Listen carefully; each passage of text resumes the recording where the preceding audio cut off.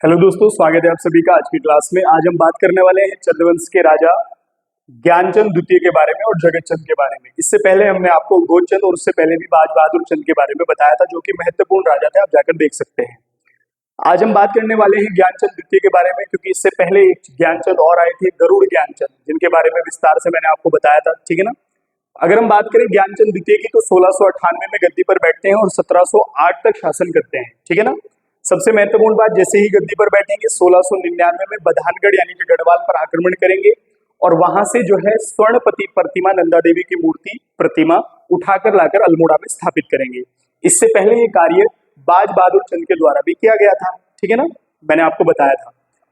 दूसरी बात, इसके समय में गढ़वाल का राजा था फतेहपति शाह, यानी कि फतेह शाह था, आप यहां से याद रखेंगे। और इसका फतेह शाह के साथ 1703 में एक युद्ध होता है, जिसको कहते हैं दुधौली का युद्ध, और ये पेपर में पूछा गया है।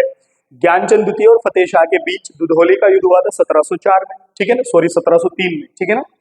उसके बाद अगले वर्ष जो है 1704 में डोटी पर आक्रमण करता है। कहां पर? इसका एक अभियान चलता है डोटी पर, और जहां पर ये युद्ध होता है वो क्षेत्र मलेरिया ग्रस्त भाबर क्षेत्र में जो है ये युद्ध होता है। ठीक है ना, ये आप याद रखेंगे कि इंटरेस्टिंग सा फैक्ट है, कई बार एग्जाम में आ सकता है।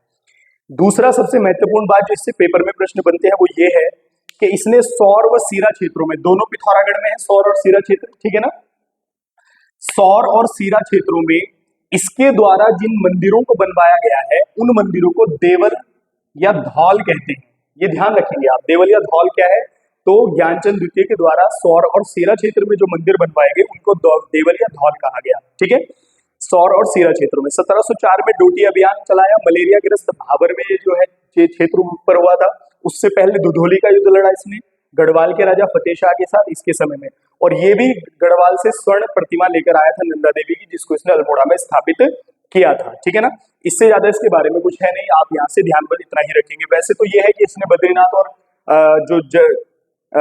बद्रीनाथ और जागेश्वर के जो मंदिर है उनका जीर्णोद्वार भी कराया था इसने, ये भी आप यहाँ से याद रखेंगे। उसके बाद हम बात करते हैं जगतचंद के बारे में, और यहाँ से आप जगतचंद के बारे में दो बातें याद रखेंगे। दो प्रश्न जो है इससे बड़े महत्वपूर्ण है, एक इसकी मृत्यु से और एक इसके कार्यकाल से। यानी कि जो जब ये गद्दी पर बैठते हैं 1708 से 20 तक शासन करते हैं, तो इसके समय को कुमाऊं का स्वर्ण काल कहा जाता है। ये आप यहाँ से ध्यान रखेंगे। किस चंद्रवंश के राजा के समय को कुमाऊं का स्वर्ण काल कहते हैं, तो आप याद रखेंगे जगतचंद। ठीक है ना। उसके बाद इसके बारे में बात करते हैं। इसको मिलनसार और प्रजाहितेशी बताया गया है। ये तो सभी राजाओं के बारे में लगभग ऐसा कहीं कहीं मिलता है कि राजाओं को प्रजाहितेशी, प्रतापी या तपस्वी, इन प्रकार से सब नामों से संबोधित किया गया है। ठीक है। दूसरा महत्वपूर्ण फैक्ट इससे यह है कि इसने ज्वारियों पर भी कर लगाया था। किस चंद राजा ने ज्वारियों पर कर लगाया था? जगतचंद। ठीक है ना।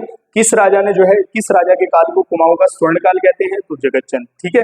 और एक यहां से आप याद रखेंगे, इसका एक तामपत्र मिला है, बरम भुआनी तामपत्र। क्या है? बरम भुआनी तामपत्र।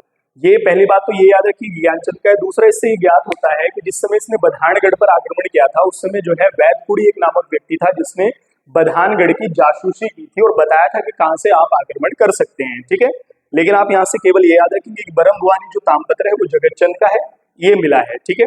दूसरा जो लास्ट प्रश्न इससे बनता है सबसे महत्वपूर्ण, वो इसकी मृत्यु से है कि इसकी मृत्यु चेचक से हुई थी। किससे हुई थी? चेचक से हुई थी।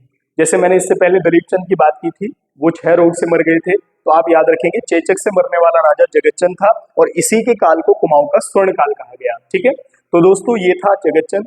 इसके बाद हम बात करने वाले हैं चंदों के अवनति काल की। इससे पहले भी मैंने आपसे कहा था कि अब चंदवंश समाप्ति की ओर है, तो जो भी राजा आएंगे जो इंपॉर्टेंट राजा है, और यहीं से पेपर में प्रश्न बनता है, क्योंकि चंदों का अवनति काल यहाँ से स्टार्ट होगा। ठीक है ना। तो मिलते हैं नई वीडियो में नए राजा के साथ नए टॉपिक में। ठीक है, तब तक के लिए धन्यवाद।